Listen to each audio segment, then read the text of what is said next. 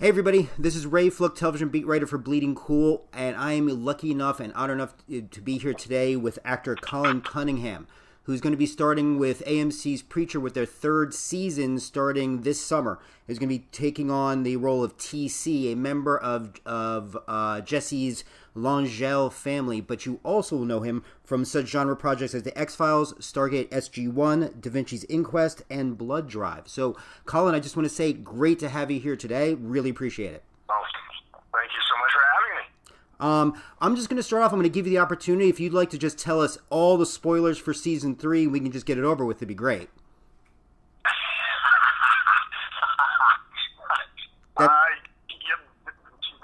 Jesse inherits a bionic dog and an all-girl basketball team. You're going to laugh your ass off. It's great. And let me tell you, I appreciate it because now my hits are just going to blow up everywhere. You know that. So I really appreciate that. I have to ask, because being a fan of both the comic book and the television series, I'm curious to know, what were your thoughts on the character of TC, and how did you prep for the role? Well, I'll tell you, it's kind of funny because I was not as familiar with the graphic novel comic book when it came up.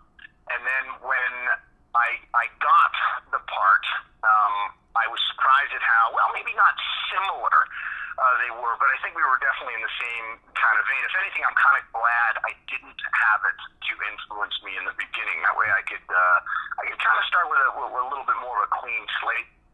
But I definitely had something in mind, something planned, but it really didn't come to fruition until I got to sit down with Sam Catlin and our wonderful director Michael Slovis the first two episodes to kind of give me some insights as to what they were looking for, what's just the history, like where do you want to go, because Preacher's such an incredible world that there really are so many different directions you can take something, and they're all valid and they're all great. So it was exciting. It was work. It was really, really cool. And boy, I was just tickled pink, man, because it's just such a badass show. It really is. And I'm glad you said it, because it's going into the end of the second season. The intensity levels of the show between Dominic, Joseph, and Ruth were just insane. And clearly, where the road to Angelville leading into season 3, clearly the intensity is not going to drop. What was it like filming that level of intensity, and was there a way to kind of counterbalance it when you all weren't filming? Well, I'll tell you, that's a big question on so many different levels.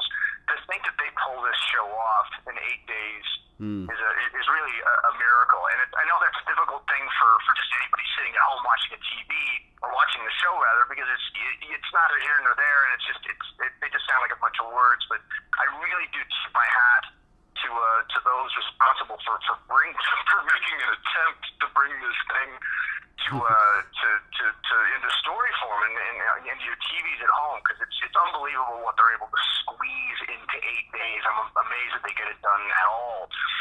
That said, we hit the bricks running. I got up to speed a bit on the show in terms of just its history, and it's go. Yeah, really, there's so much going on. If anything, you got to be careful that you can't get too involved or think too far in the periphery in terms of what's going on, outside of, say, yourself, your own character. So you try and hone it in, you bring it back in, but the stakes are high. It's life and death, and beyond that, it's taking souls and getting redemption. These are big themes that go back, since the dawn of time, really. And you've got this incredible character that Dom plays and that Tulip plays, or not Tulip plays, Ruth plays, and the stakes are high. So it's pretty cool, man. I'm just super stoked to be part of something so unique on TV versus, and I'm not knocking it, I don't want to knock it, but just versus your typical cop show. You know what I mean? Oh, completely understand. And to follow up on that a little bit, I was lucky enough to speak to Steve Dillon at a convention after the first season premiered. And I remember one of the things that he had said at the time was he was so excited because the first season did such a great job of doing the setup, and that second season was just going to really be, pedal to the metal full on. And it's really proven to be that way. It really has. Well, I'll tell you, if you felt felt that way about season 2. I think season 3 is going to blow your mind because I think they've gone back. I think they've gone back to the original source and said, okay, let's really, really just really focus on this core of insanity of this irreverent little bastard that is Preacher. And I think you're gonna be quite surprised. If you enjoyed 1 and 2, I think 3, without a doubt, is gonna be the best season yet. It's insane, man. It's very, very intense. You get to see a bit of history in terms of Jesse, of Dominic's character, and it explains things. It opens up whole new worlds. You get to know many different characters and many different levels that all kind of come back in full circle and reflect back on Jesse, which is really, really cool. And Ruth. Or on Tulip. I work with them every day, man. I get their names. I was just gonna say, can I tell you? And it's funny, even doing the reporting when you're really into a show, it's the same thing. I don't know how many times I've used Tulip as Ruth Negga's name, and I feel so bad sometimes. I really do, but I mean it as a compliment.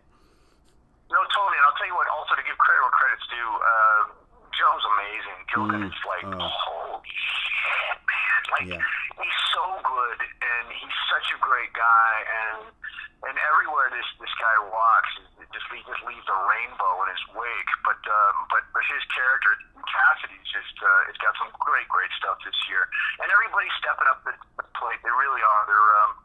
They see what they've got, which is like a little bar of gold. We all do. We've all got this little bar of gold in our pockets, which is called our character. Mm-hmm. And it's like, and it's great, and it's amazing what they allow us to do, but also the fact that, again, there's so little time to do it. So it's challenging, it's rewarding, it's amazing, and you go home exhausted at the end of the day, but you feel great. Excellent. And again, I'm not sure if this is something that you can get into, but you talk about the speed of the filming. Are you able to talk just how many episodes are you into filming, or is that even an area you can't? Yeah, no. We're basically, tomorrow begins the last episode. We're doing 10 episodes this year, and I believe tomorrow is when we begin the 10th and final episode of the season. Oh, wow. Excellent. Oh, in regards to that, because there are a couple other questions I definitely want to hit you with to move on from here, but for both those who are familiar with the graphic novel and those who just know it from the TV series, what do you want people to take away from your TC?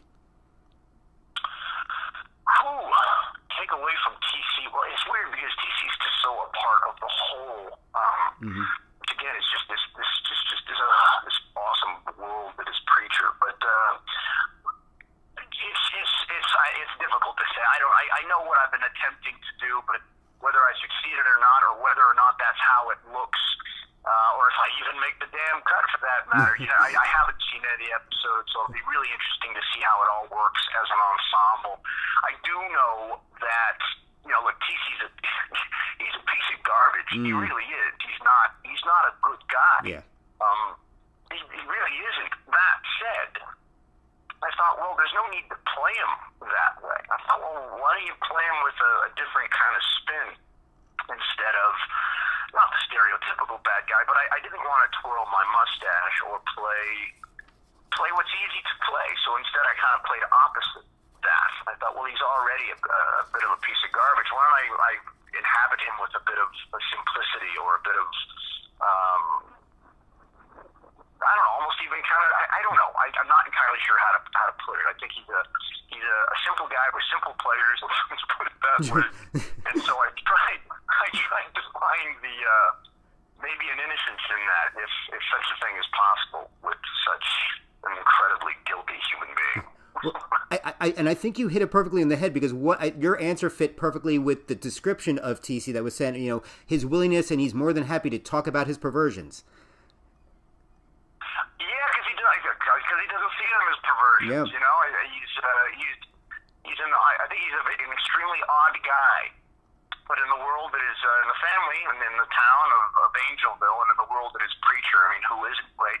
We're all nuts. And I think that's this very strange thread that ties every character together in Preacher. It's like that everybody's got a little something to hide, everybody's got a little something they're trying to work through, and everybody's got a little something they're really just trying to do their best to get through it. And sometimes it works, sometimes it doesn't, but, I think everyone in that particular world is making an attempt. Excellent. And by the way, you have given me now the nice segue into my mandatory last question. It is not about Preacher, but it is about you. And I always like to ask, do you have a current guilty pleasure or a guilty pleasure you had when you were growing up? Now, to give you an example, I interviewed Patrick Fischler from Happy. His guilty pleasure is the series Outlander, for example. So anything you'd be willing to confess? Guilty pleasure? Oh, I mean, in terms of some kind of medium or a movie or a TV show, I will say my guilty pleasure, you actually caught right now. This is going to sound nuts. I cannot tell you where I am, but I sneak into certain college, university music departments, and I play their grand pianos and my saxophone. Check this out. I'm not literally in here right now. So, oh, excellent.